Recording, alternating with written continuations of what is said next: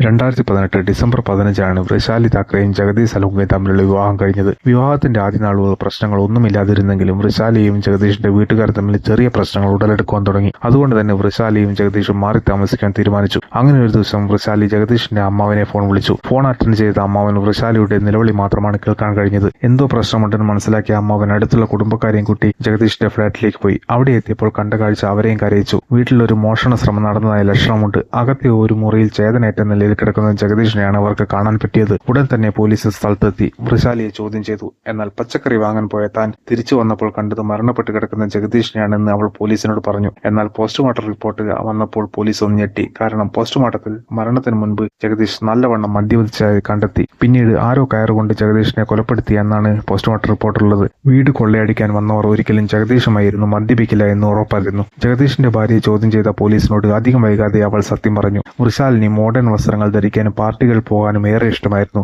എന്നാൽ ജഗദീഷ് ഇങ്ങനെയുള്ള ഒരു കാര്യത്തിനോടും ഇഷ്ടം കാണിച്ചിരുന്നില്ല. തനിക്കൊത്ത പങ്കാളിയല്ല ജഗദീഷ് എന്ന് മനസ്സിലാക്കി വൃഷാലിനി വിവാഹത്തിന് മുൻപേ ഈ കല്യാണത്തിന് സമ്മതമല്ല എന്ന് ആദ്യമേ പറഞ്ഞിരുന്നു. എന്നാൽ സന്തോഷ് ഇത് അവന്റെ കുടുംബക്കാരോട് പറഞ്ഞു. അവർ ഇത് വൃഷാലിനിയുടെ വീട്ടുകാരെ അറിയിച്ചു. എന്നാൽ വൃഷാലിനി ഒരു പിടിവാശിക്കാരിയാണ്, അതുകൊണ്ടാണ് അങ്ങനെ പറഞ്ഞതെന്നായിരുന്നു അവരുടെ മറുപടി. വിവാഹത്തിന് 2 ദിവസം മുൻപ് ഒരു ബാച്ചിലർ പാർട്ടി ഉണ്ടായിരുന്നു. അന്ന് വളരെ വൈകിയാണ് ജഗദീഷ് വന്നത്. അപ്പോഴേക്കും പാർട്ടിക്ക് വന്നവരെല്ലാം പോയി കഴിഞ്ഞിരുന്നു. അപ്പോൾ വൃഷാലിനി അവിടെ നിന്നും കുറച്ച് ഫുഡ് പാർസലാക്കി ജഗദീഷിന് കൊടുത്തു. ആ ഫുഡിൽ പോയിസൺ കലർത്തിയിരുന്നു. എന്നാൽ വീട്ടിലെത്തിയ ജഗദീഷ് ഫുഡിൽ നിന്നും ദുർഗന്ധം വമിക്കുന്നത് കൊണ്ട് അതെടുത്ത് കളഞ്ഞു. അങ്ങനെയാണ് ജഗദീഷ് അന്ന് രക്ഷപ്പെട്ടത്. പിന്നീട് വിവാഹത്തിന്റെ തലേദിവസം വൃഷാലിനി ആ വിവാഹത്തിൽ നിന്ന് പിന്മാറാൻ ജഗദീഷിനോട് പറഞ്ഞു. എന്നാൽ ജഗദീഷ് തന്റെ ഫാമിലിയോടും അവരുടെ ഫാമിലിയോടും കാര്യങ്ങൾ പറഞ്ഞു. 2 കുടുംബക്കാരും നടത്തിയ ചർച്ചയിൽ വിവാഹം കഴിഞ്ഞാൽ എല്ലാം ശരിയാകുമെന്ന തീരുമാനമെടുത്തു. അങ്ങനെയാണ് വിവാഹം കഴിഞ്ഞത്. എന്നാൽ പിന്നീട് ഒത്തുപോകാൻ കഴിയില്ലെന്ന് മനസ്സിലാക്കിയ വൃഷാലിനി സ്നേഹത്തോടെ ജഗദീഷിനോട് മദ്യപിക്കാൻ പ്രേരിപ്പിക്കുകയായിരുന്നു. മദ്യപിച്ച് ലക്ക് കേട്ട ജഗദീഷിനെ ഒരു കയർ വെച്ച് ശ്വാസം മുട്ടിച്ചു കൊന്നു. പിന്നീട് മോഷണം നടന്നെന്ന് വരുത്തി തീർക്കാൻ വീട്ടിലെ സ്വർണവും പണവും എല്ലാം മാറ്റിവെച്ചു. വീട് അലങ്കോലമാക്കി വെച്ചു.